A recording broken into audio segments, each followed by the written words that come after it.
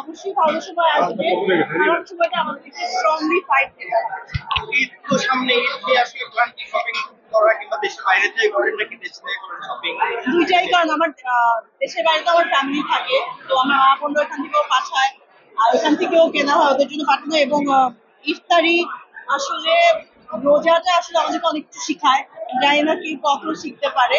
মানুষকে খাওয়ানোর যে বিষয়টা এবং না খেয়ে থাকার যে বিষয়টা, এই বিষয়গুলো ছোট ছোট বিষয়, কিন্তু অনেক ধৈর্যের পরীক্ষা আছে এখানে। এবং আমরা অনেক কিছু খাই, আশেপাশে মানুষজন খায় কিনা, তাদের সঙ্গে একটু শেয়ার করতে পারছি কিনা, এটা খুব ইম্পর্টেন্ট। এবং আলহামদুলিল্লাহ আমি সবসময় এতিমখানায় ইফতারি করাই যতটুকু আমার পক্ষে সম্ভব। আমি একজন ক্ষুদ্র মানুষ, ওর মধ্য থেকে ওই যে স্যাটিসফ্যাকশনটা আছে আমার এবং যে দোয়াটা, ওইটার জন্য অনেক ভালো ফিল হয় রোজার সময়। ঈদের সিনেমা দেখা হবে সামনে, আপাতত সামনে দিয়ে হ্যাঁ হ্যাঁ, দেখা হবে না কেন? আসতেছে তো, অবশ্যই অবশ্যই দেখা হবে। দেশে থাকলে আমি অবশ্যই দেখবো।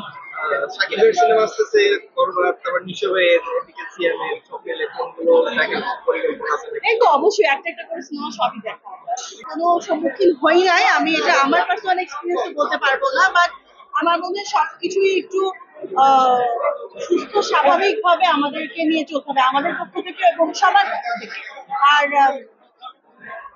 ইসলাম ধর্মে তো আসলে অনেক কিছুই বলা আছে, আমি অত ইয়েতে যাব না। আমার ক্ষুদ্র জ্ঞানে আমি বলতে পারি যে মধ্যম পন্থা অবলম্বন করাটা খুব জরুরি। যে কোনো জিনিসে আসলে ডিসব্যালেন্স হওয়াটা কঠিন।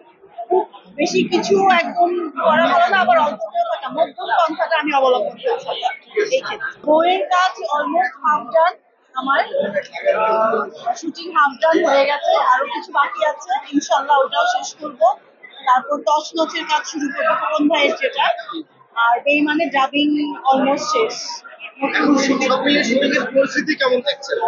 এখন তো আসলে একটু 5ই অগস্টের পরে একটু আপস এন্ড ডাউন তো সবকিছুই যাচ্ছে, সেরকম আমাদের ফিল্মের উপরেও কিছুটা প্রভাব পড়েছে। অবশ্যই ভালো